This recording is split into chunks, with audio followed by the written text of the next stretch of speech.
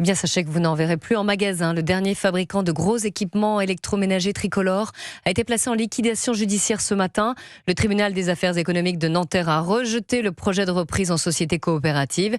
Une décision qui met au tapis un fleuron de l'industrie française et bien sûr ses employés, Barthélémy Philippe. Oui, Clélie, c'est une terrible nouvelle pour les salariés du groupe. Ils se sont battus pour la survie de leur entreprise avec la promesse d'une aide de 20 millions d'euros de l'État et de la région Centre-Val de Loire en cas de reprise.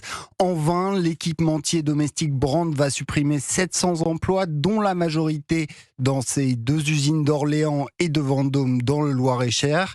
La frilosité des consommateurs et la fragilité du marché immobilier plombaient les ventes, en baisse de 4% l'an dernier, constate Thierry Milon, directeur des études du cabinet Altares. Il faut avoir des clients pour tirer les résultats. On est quand même sur le secteur de l'équipement du foyer, sur des tensions qui sont fortes, à la fois parce qu'il y a eu cette crise de l'immobilier, mais aussi parce que la clientèle arbitre très défavorablement ses dépenses, sauf à ce que l'équipement tombe en panne et qu'il faille le changer. Donc le frigo, tiens, on le conserve.